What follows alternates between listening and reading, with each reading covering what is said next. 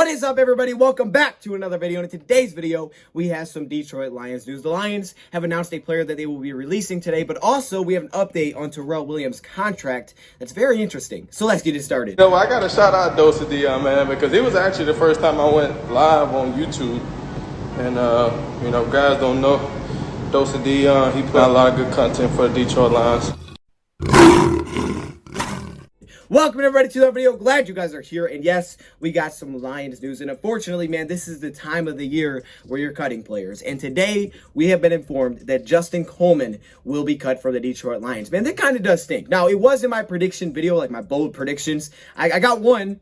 All right, I've been wrong on a lot of other ones, at least so far. But I got this one right.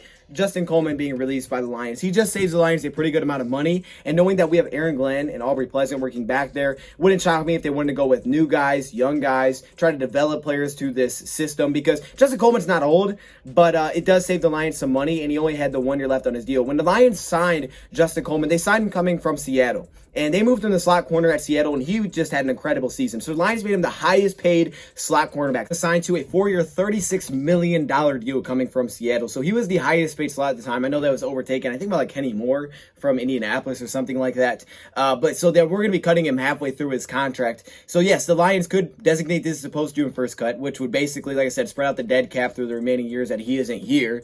Or they could just keep it as a normal cut, you know, take it, and then next year they'll have a little bit more money because they won't have to worry about the dead cap. But like a lot of teams, the Lions are having to do this to save some cap space. $9 million per season is a lot for a corner you're not familiar with. When you could look at draft if you had more picks, or you could potentially be looking at, you know, cheaper options like $1.5 million, kind of around the Mike Ford deal just to fill out the rest of the roster. But a guy that you're not familiar with, a guy that you didn't bring in, right? I mean, $9 million is a lot. Now, Lions won't save that all because of guarantees, but it still is a lot of money for one player. So for the Lions, it just makes sense to do this. Comes to Detroit in 2019 and has honestly a pretty solid season with the Lions. He plays in every single game. He's asked to play not only slot, but also on the outside. He puts some good numbers together. On over 100 targets, 63% completion percentage allowed, only 7.9 yards per target, 102.9 pass rating. He did give up 6 touchdowns, but he did have 1 interception, and he tackled well. 54 combined tackles to only 7 missed tackles. We know how well he did punching the ball out. He showed up in some very big games, including Green Bay on the road. He was big for us in 2019.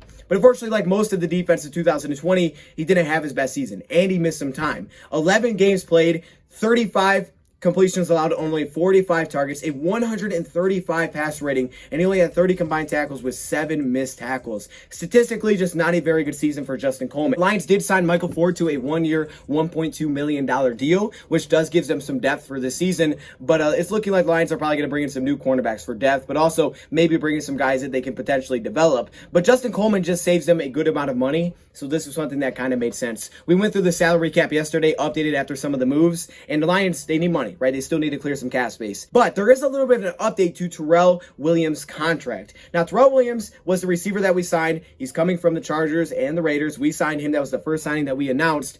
And we initially were told, hey, $4.7 million to $6.2 million. Kind of expensive, right? So we're trying to figure out, okay, how much, money is he going to get paid?